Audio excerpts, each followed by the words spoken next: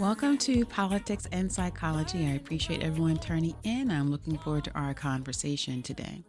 Well, more than being sexy or being in a healthy shape, what you feed your body will not only affect your body, but it also affects your brain.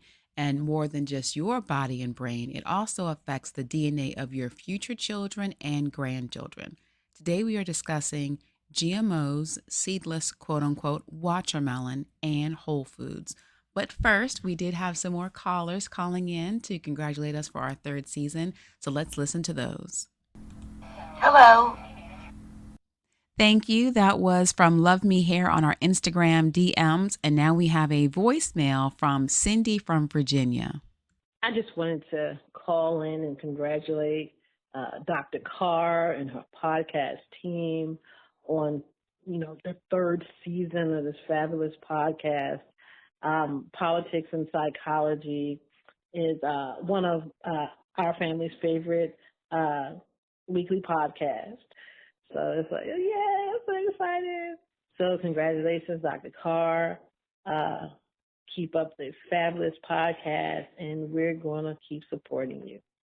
Thank you so much, Cindy and Love Me Hair Henderson. You're now officially inducted into The Informers, which is our group for everyone who follows politics and psychology, because we are now charged with not only having this information, but using it to continue the conversation to inform others in our community, in our network, and for those that we love so they can have this information to make better decisions about their life as well as for our country. Now, in case you missed it, last week was the beginning of season 3, and we also began having an uncomfortable question of the week. So the question for this week was a piggyback onto our first conversation, and we talked about diagnosing Donald, Joe, and Mitch, and if individuals who are in elected office, should they also have a mental health fitness for duty?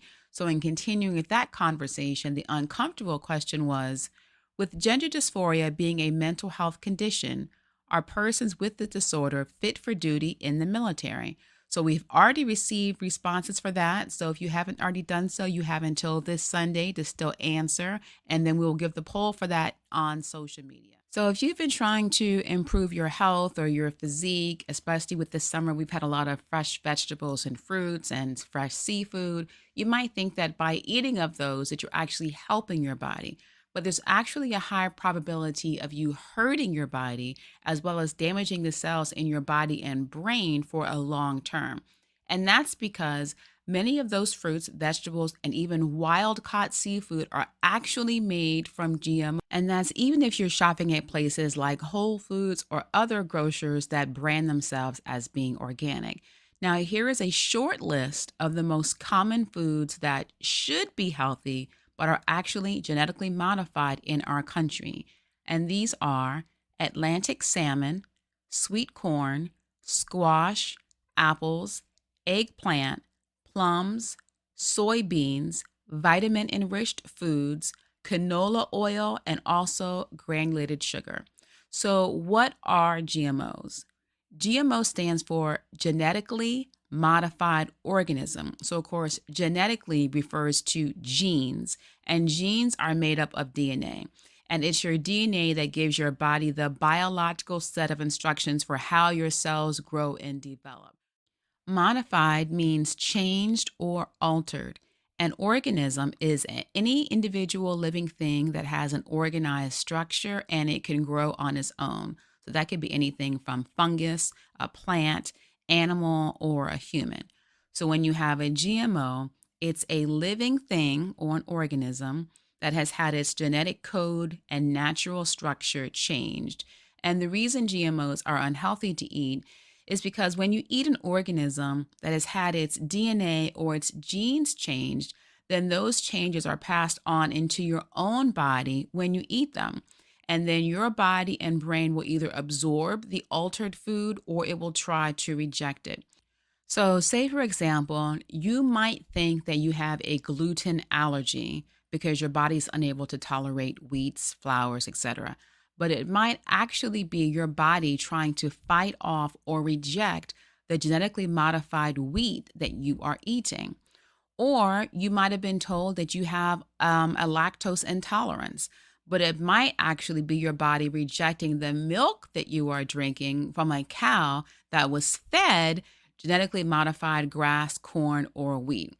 So it may not be that you actually have these disorders. It might be your body trying to protect you by rejecting these foods. Or you may not have any allergies, but you may notice that whenever you drink sugar-free sodas or have sugar-free products, that you're still gaining weight or you might still crave something sweet afterward.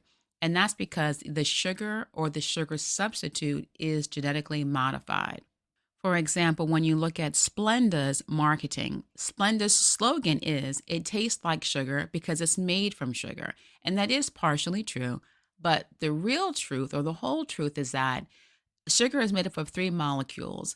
And what Splenda does is they take out one of those molecules and they replace it with a bleach molecule.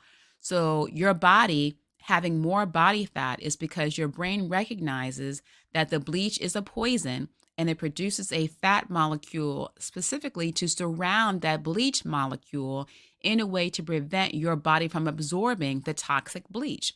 And this is the same for margarine.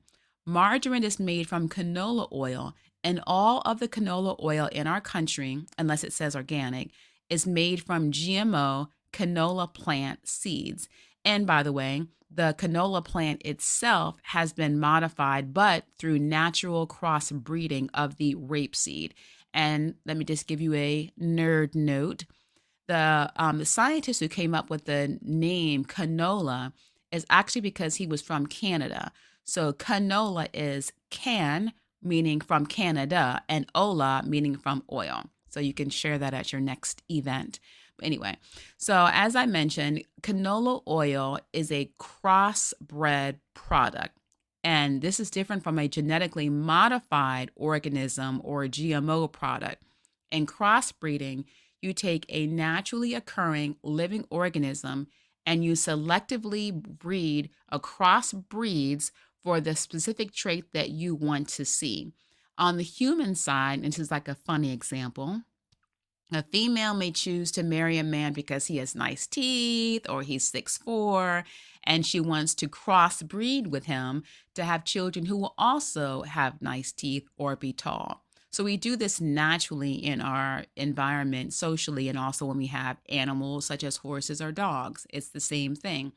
You combine the different genes of two different breeds to make a new breed of the natural organism. And that's why we have hairless cats, or you see those very tiny teacup dogs. So that's how natural crossbreeding occurs. But this is different from GMOs because with GMOs, there is crossbreeding, but this breeding is not natural. So this is the process of making a GMO. The farmers, scientists, or corporations, they will take a single gene that has the desired trait. They will then take that single gene and insert it into the nucleus of a single cell of the living thing, which is a plant, fruit, or animal. They're inserted into what they are trying to change, and that's why it's called modifying. Then that organism or that living thing is either treated with growth hormones to make it develop faster or to have it take on a natural developmental life cycle. Or if the organism is already growing and alive, then the DNA of that organism, such as a fruit or animal, will then start to change and grow.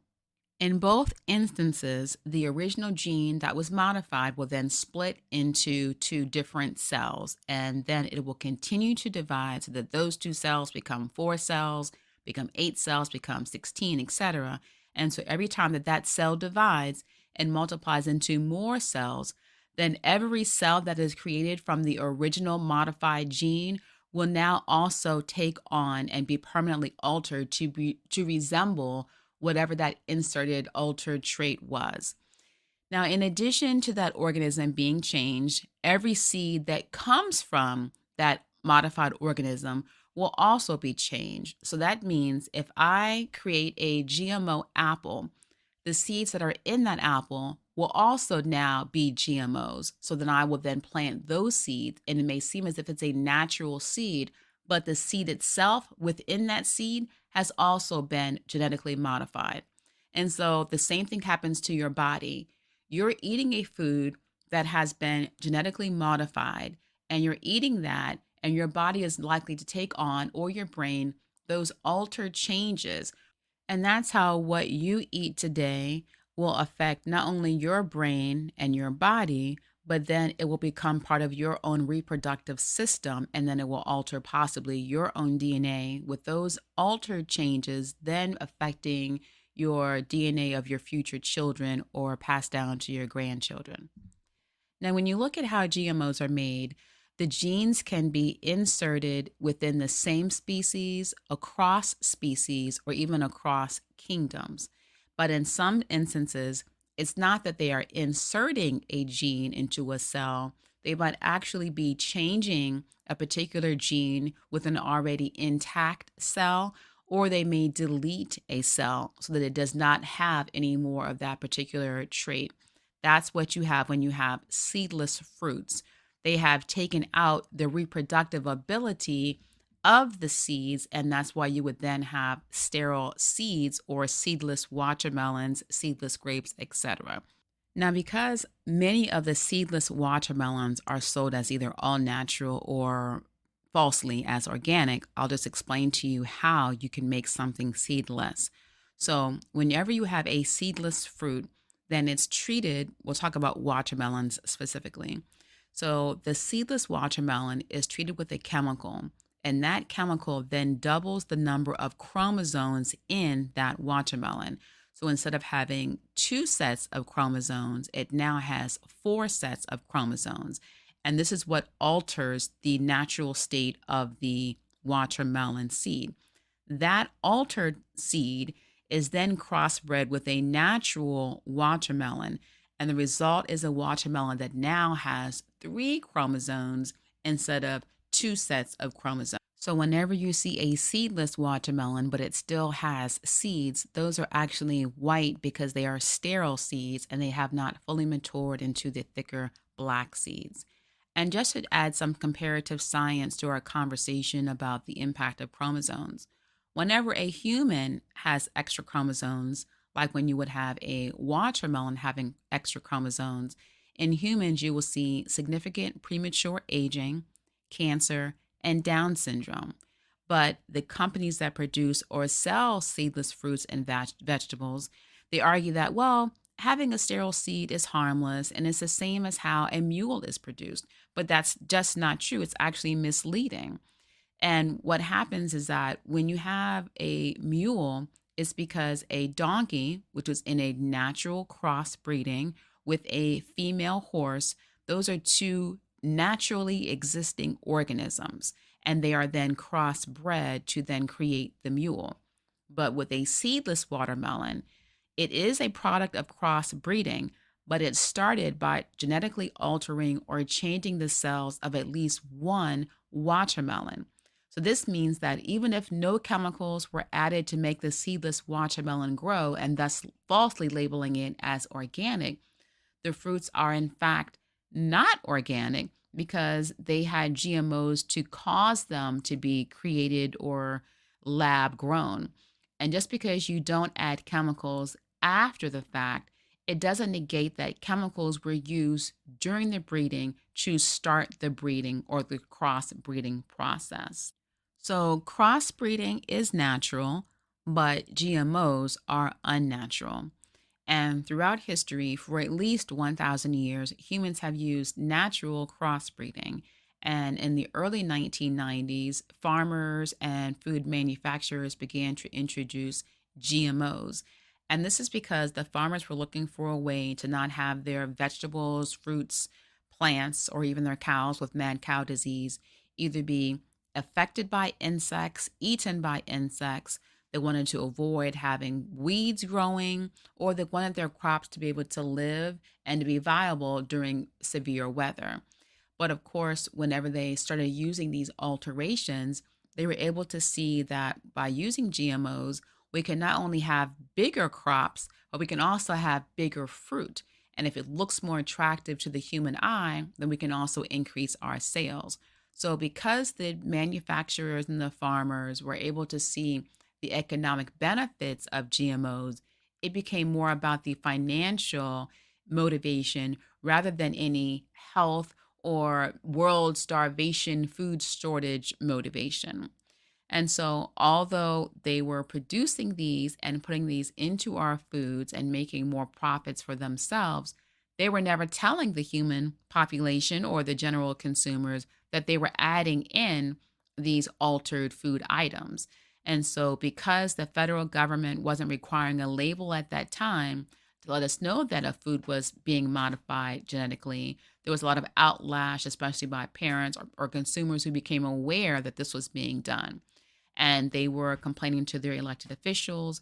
And so it wasn't until 25 years later, in the summer of 2016, that Congress then passed a bill that established a federal standard for labeling foods that are either made from GMOs or is a complete GMO product. And recently, in January of 2022, food manufacturers, importers, and retailers in the United States were now required to comply with a new national labeling standard for all foods that have GMOs. And they are now required to either give us this label in three types of forms. So they have to either put a statement on the package that is made with a bioengineered or a GMO, or they have to list a website or a phone number that you have to click on or go to for nutritional information, or they will have to give a QR code that links to the GMO disclaimer on their website. The problem with this is because there's so many financial profits being made by changing the food and saving on costs for the producers or the manufacturers, that they're being very sneaky about how they're putting these requirements in. So I'll give you ways to recognize those in a few minutes. So, although the government intervened and required food manufacturers to either label or direct you to a label about their food being a GMO, because these food manufacturers and grocery chains were having a huge increase in their profits, then the hired lobbyists then began to argue that there were benefits to GMOs, and they began to prove or provide tainted scientific studies, meaning they were biased or produced by the lab manufacturers themselves, arguing that GMO crops were beneficial to our society because they produce higher yields, meaning more crops in one time. They have a longer shelf life and are resistant to diseases and pests such as insects. They also argue that it has a longer shelf life and therefore it can have lower prices for consumers, which is why they can have lower prices at restaurants, fast food, dollar stores, dollar menus, etc., or even the grocery store. They also will argue that with having pest resistant crops, it means that farmers don't need to buy or use pesticides. And with having less pesticides, then they're supposedly kinder for the environment. So these are the arguments, and these are the arguments that lobbyists and the companies are banking on. But if GMOs were truly harmless, and if they were truly beneficial to our bodies or to the environment, then food manufacturers and the retailers would not do so much to hide the GMO warning on their food packaging. For example, you'll see that some companies they will add the GMO warning, but they'll write it in a very small font or a much smaller font than the rest of their ingredient list, or they'll write it and put it in a location away from the ingredients. They will also, instead of writing the acronym GMO, they will use other words such as bioengineered or highly refined. So technically, they're letting us know that it is a modified product, but they're not saying specifically that it's been genetically modified. They will also try to be clever, and they'll use a QR code and tell you to then scan this code for more nutritional information. So, what they're banking on is okay, well, they're going to probably think that, oh, it's only a half a teaspoon of flour dust. And so they're not going to think it's the major components that we are hiding from them. Or they'll be too busy in the grocery store aisles shopping to then flip out their phone or go to a website scanning this QR code to then read the whole list of ingredients. So whenever you see that they are hiding their information by changing the location of the GMO warning or directing you to look at a QR code, that's a pretty obvious sign that if it was really that helpful, then wouldn't you want to let us know and use that as part of your marketing? So then truly is not that healthy and it truly is not that beneficial, but you'd rather focus on the financial benefits to you rather than the health of your consumers.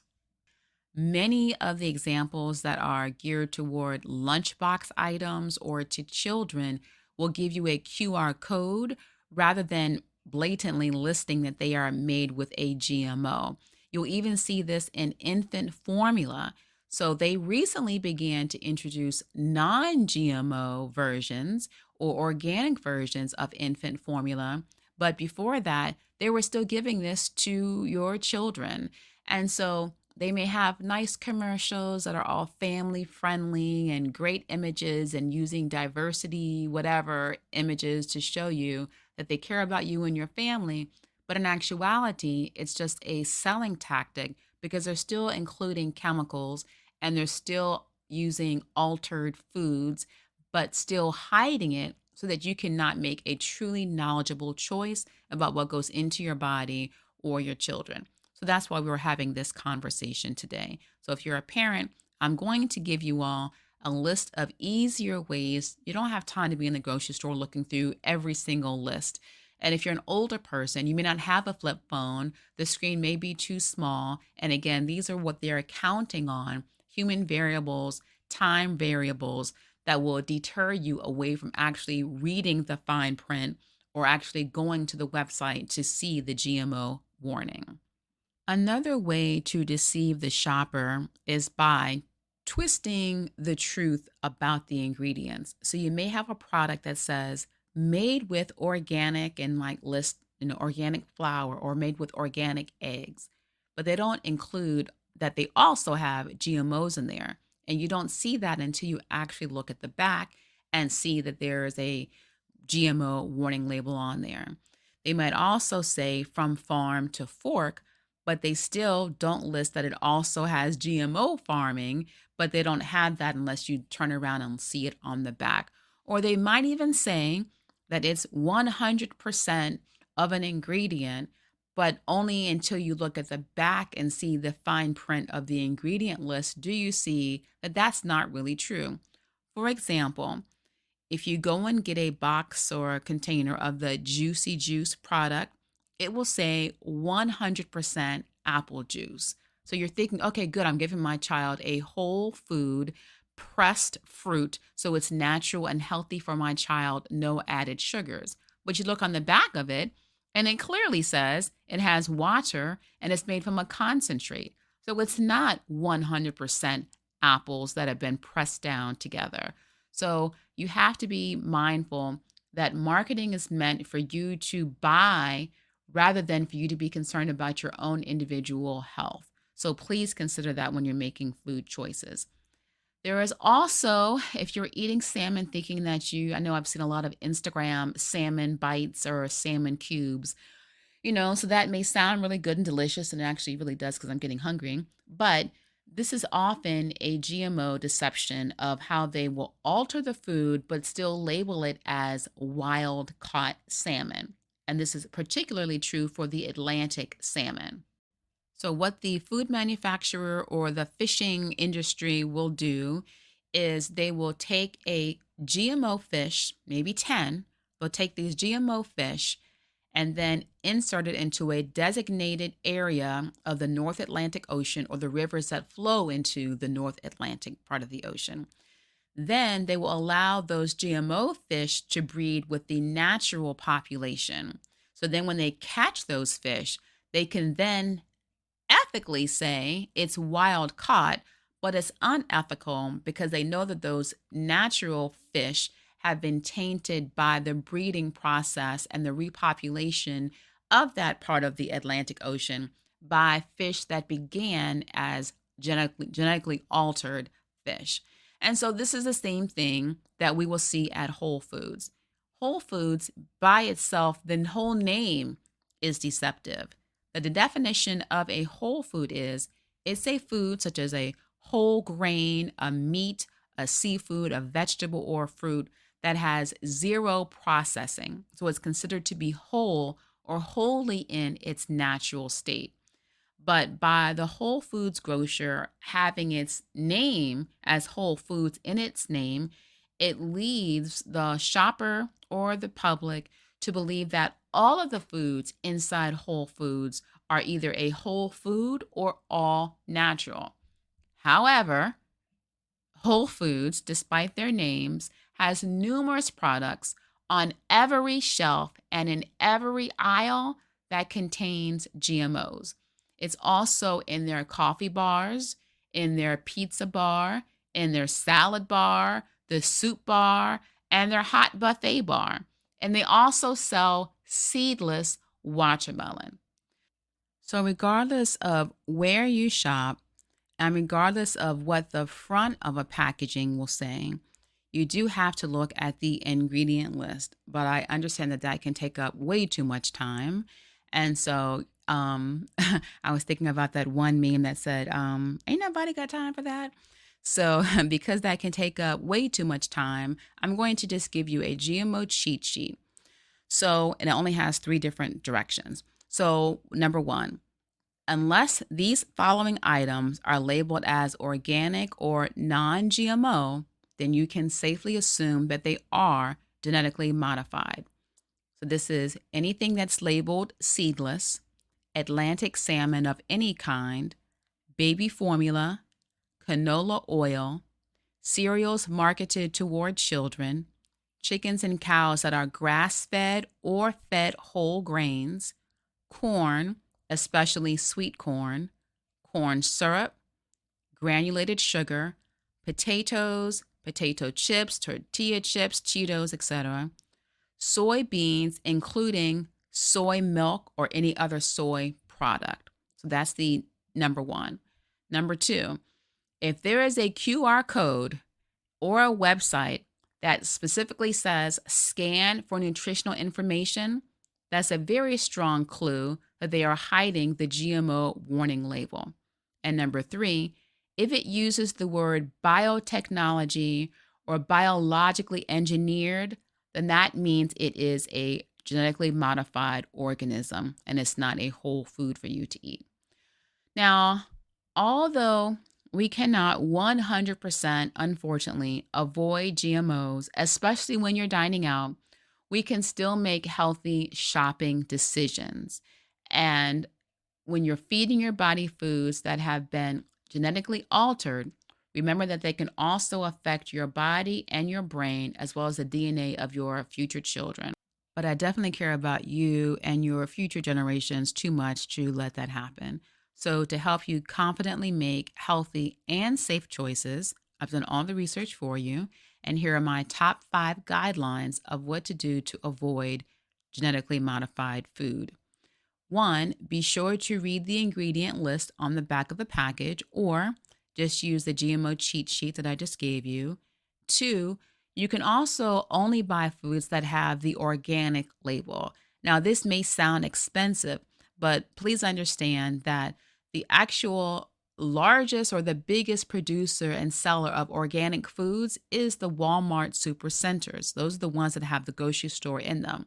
And the reason why they are the top seller is because they're able to sell organic food at a much lower price than you would get at other stores. So please don't be afraid and thinking that organic has to be expensive. And continuing with number 2, try to also buy foods that have a non-GMO label or have the words non-GMO on the package. 3, do not get tricked into believing that a store that markets itself as organic or all natural is truly organic or all natural, even if the name of the store itself says that it is a whole food. 4, remember that despite the warm and fuzzy family-friendly commercials that they make or slogans that they use, any food manufacturer that uses GMOs cares more about their profits than they care about your health. For example, I mentioned earlier about the seedless watermelons. Now, seedless watermelons make up 92% of all watermelon sales in the United States. And the company that is the largest producer of these seedless watermelons is strategically controlling the watermelon supply so that they can then trademark and own all rights to any natural watermelon crops.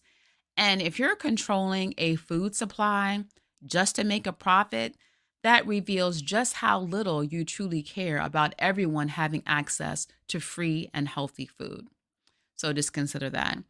And then five, when possible, eat locally grown food. Most of the GMO foods that you're going to see come from large industrial farms or from large warehouses that they use to produce these GMO foods in.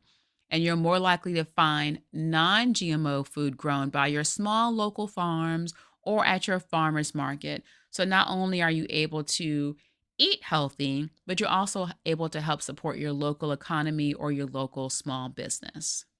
And also, don't be embarrassed or too shy to even ask a local farmer or a local business if the foods are non GMO. It's your health that you have to focus on. So that does end our time for today, my fellow informers. But as always, please continue this conversation.